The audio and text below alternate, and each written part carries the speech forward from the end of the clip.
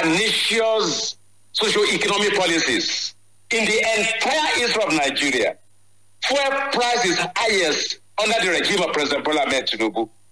In the entire history of Nigeria, the national currency has been devalued more than any other regime in the world.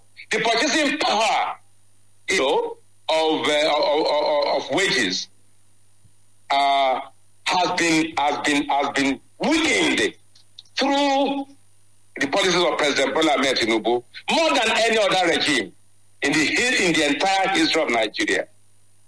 Under President Buhari, fuel was selling for 195 naira per liter.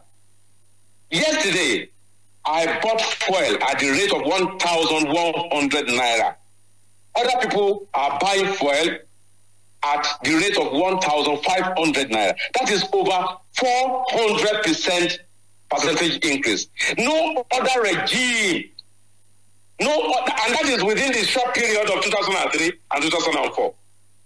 Only God knows what will happen in the next 1 or 2 years before the first term ends. Here we go. State Affairs with Edmond Obilo is live. Stay tuned.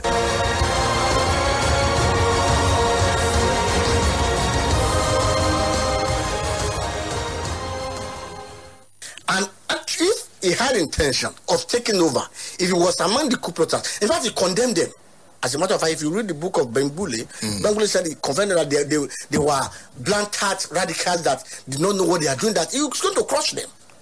You see, I was reading this book, Why We Struck. Yes. Before this interview. That's right. I know you have read it. Yes. Because you stated that in your book. That's right. If you looked at this book on page 146, yes, a book written by Adewale Ademoyega, yes, he said the only senior revolutionary officer, yes, who was not brought into the planning, yes, of that January coup, yes, was Lieutenant Colonel Banjo. Yes. So that confirms the point you are making. That's correct. That he was not part of the planning. That's right. But Ademoyega went on to state in the book that yes, Banjo felt highly moved by the January 15 coup and sought to carry on with the struggle. If you check page 149 of the book. Yes. State Affairs with Edmond Obilo is live. There's still a massive infrastructural deficit that we have. I take, for instance, Oyo State, where I come from, and I've lived most of my life in Ibadan. I was born here, University College Hospital there in Orita Mefa. I attended Orita Mefa Baptist Nursery and Primary School, went to ISI and UI, went to UI. My businesses are here, my family's here, my houses and everything's here. But I am also originally from a part of Oyo State called Ipakpo in the Tesiwaju local government. And from your drive from Ibadan there, and if you look at the map of Oyo State, there is arable land, apart from other resources for the development of our people. Imagine that we had something like a circular rail. I tried it on the map, spoke to certain professionals. You could link 29 different local governments with that. And setting up one factory, just starting with one, costing less than $1 million or $1 million. That's about $29 million for each local government. And then in the daytime, it is for movement and for the businesses. At night, the production from those factories sit on flat beds on those rails and take them all the way to Akinyele local government, where we have the current train station, straight to the port, export, without making noise, without too much. You'd have created work, you'd have created opportunities from the cleaner to the shop floor to admin to facilities to builders. What you could do by just focusing on the development of our people. Imagine the power and the strength that could create.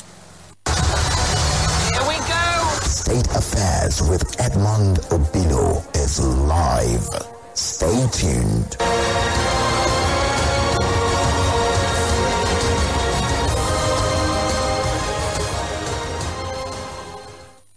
And people are also aggrieved that there's so much hunger in the land, but the president has just bought a new jet of $150 million. In spite of the hunger in the land, the president bought a presidential yacht of 5 billion naira. In spite of the hunger in the land, for the office of the unelected office of the First Lady, 1.5 billion naira was budgeted. In spite of the hunger in the land, 21 billion naira was used to renovate the house of the Vice President.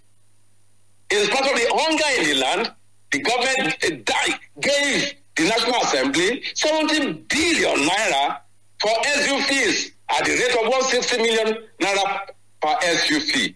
In spite of the hunger in the land, the federal government gave 5 billion naira to the Presidential Tax Reform Committee, which consists of less than 20 persons.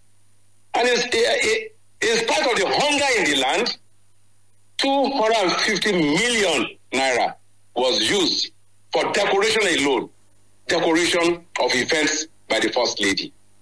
Yet, education has collapsed. In actual fact, education has not only collapsed, the federal government has put up an advert. Please, you can Google the website of the presidency. There's a statement there, signed by an official, in fighting because they say they want to diversify ownership of tertiary institutions, universities, polytechnics, colleges of education. They want the private sector, internationally and domestically, to come and buy polytechnics, colleges of education, and universities. And when that happens, we know only the children of the rich will have access to education. No foodstuffs, electricity tariff has been rising, VAT, they are proposing to also further increase it. Fuel subsidy, they say they have removed it. So we have an absolutely insensitive government. Here we go. State Affairs with Edmond Obilo is live. Stay tuned.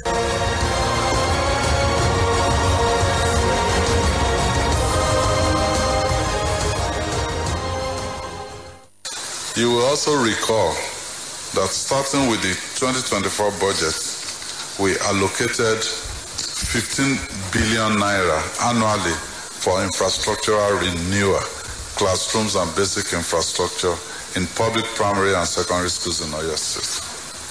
This, along with consistent payments of the Universal Basic Education Commission, UBEC counterpart funds, will help us significantly reduce the infrastructural deficit in our public schools. Just a small note on where we've been over this past 4+ years. UBEC intervention, that's a SUBEB. Everybody before now, if you are appointed SUBEB chairman, people are coming to you thinking this is a lucrative appointment. But quite frankly, with the deficit that we have in Oyo State, if we continue, because their budget is about 3 billion yearly, sometimes 2.5. We pay 1.5 or 1.25, and then the federal government through UBEC, they will put in the counterpart portion of it. The deficit that we have is between 40 and 50 billion.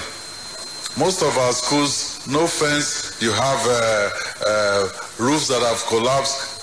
But some of our children, sitting on the floor to learn. So if we continue spending 3 billion consistently every year, it will take at least 15 years to close the gap. And we're quite aggressive. We want to close this gap in 3 years, starting from this year. What that means is that we will spend 15 billion every year consistently outside of UBEC SUBEB intervention to close that gap. And we're starting with about 70 schools that have approved. Once our students go on holiday, by the time they come back for first term of the next academic year, at least 70 schools will have been completely taken out of having any infrastructural deficits.